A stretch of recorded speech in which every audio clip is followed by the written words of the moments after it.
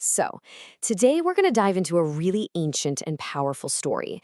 It's a parable about guardians who fell from grace. And what's so fascinating is that it's told in two parallel versions. It's all about what happens when the very beings meant to protect us, beings with immense power, decide to just walk away from the job for their own desires. And let's just kick things off with a pretty provocative thought to frame this whole thing. What if evil wasn't born, but was actually gifted from above? What if the worst things in the world didn't crawl up from some dark pit, but were handed down to us? A gift, but a poisoned one, from the very beings who were supposed to be our guides.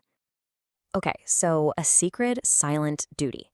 To really get why this fall was such a catastrophic deal, you first have to understand just how high up they were to begin with. Just imagine a world in perfect cosmic balance, and the ones holding it all together? These silent, vigilant guardians whose only job was to maintain that order. Now, the two stories we're looking at describe these guardians in ways that are, well, strikingly similar. On one hand, you've got the Breakkeepers. Think of them as beings of pure light on a frozen mountain, just tending these silver lamps that provide a guiding light for everyone below. And on the other hand, you have the Librarians, who are also known as the Watchers. They're in this celestial library, observing and protecting humanity. But here's the key. In both stories, their job is exactly the same. Watch, protect, but never interfere. They are meant to be totally separate from the world. A fateful descent. Yeah, you know how these things go. That perfect, sterile separation, it wasn't going to last. They started to look down at the world below and feel something, a longing. And that feeling led them to make a choice, a fateful descent that was about to break everything. So what could possibly make them do it? What could make them give all that up?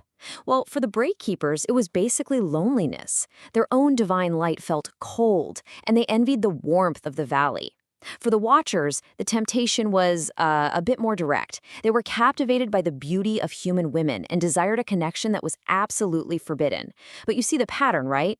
Both stories really boil down to the same thing: choosing a messy, earthly connection over a higher divine duty. And let's be really clear about this.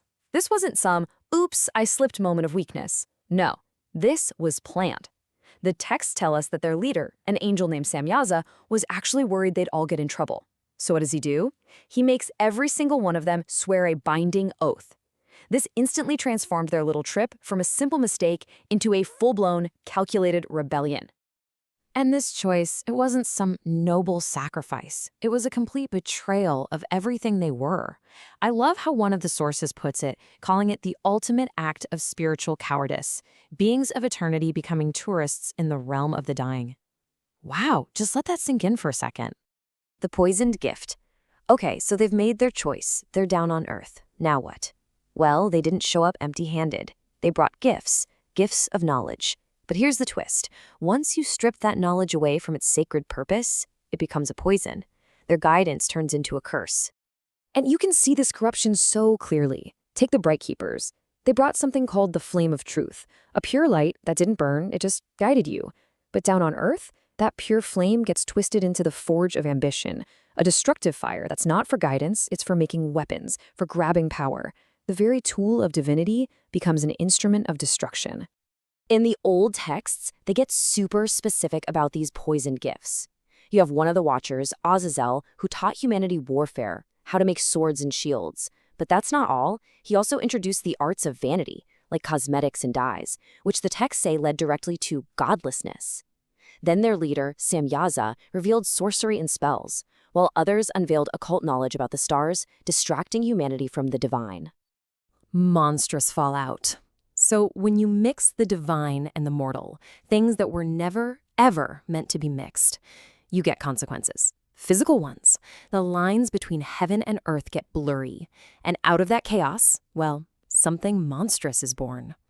And in both versions of the story, the result is the same. Something monstrous that just consumes. In the mountain story, you get these giants of greed who literally eat up everything in the valley.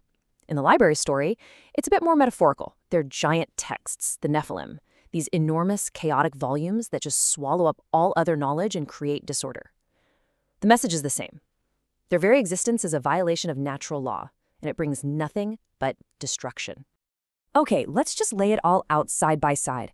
It is kind of stunning how perfectly they line up. You've got the Guardians, Bright Keepers, Watchers, the Transgression, Descending the Mountain, forming forbidden unions, the corrupting agent they bring, the Forge of Ambition, forbidden knowledge, and of course the monstrous result, Giants of Greed, the Nephilim.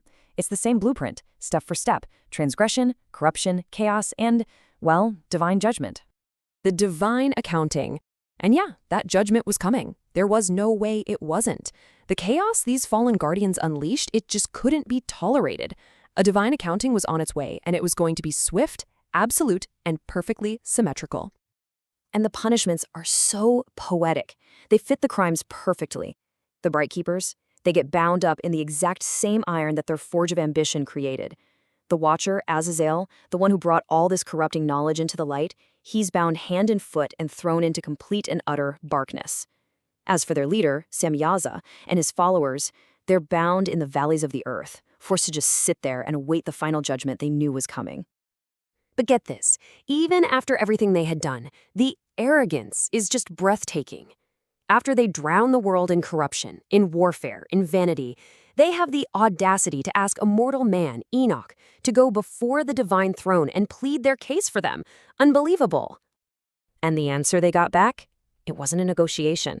It was a final, chilling rejection that cuts right to the heart of their betrayal. You were eternal. You had no need of the dust. You had everything, and you threw it all away for the one thing you didn't need.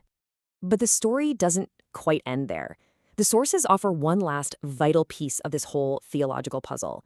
When those monstrous Nephilim were finally destroyed, their physical bodies died, sure, but their spirits, they couldn't ascend. They remained trapped here, on Earth, becoming these disembodied, malevolent spirits, demons, that according to this tradition, continue to plague humanity. So this brings us to the core moral of these ancient parables, and it's perfectly summarized in this thought. Light without duty is a fire that consumes itself. Think about that. Power, knowledge, even truth itself, without the responsibility to wield it correctly, it just becomes a destructive force for everyone involved. Those who abandon their duty to rule the dust eventually get buried by it. And that leaves us with a final, timeless question. This archetype of the guardian, it still exists. So who are the guardians of today? Who holds the guiding lights of knowledge, of power, of responsibility? And what is the cost to all of us when they too are tempted to trade that vast horizon of their duty for the immediate warmth of a hearth?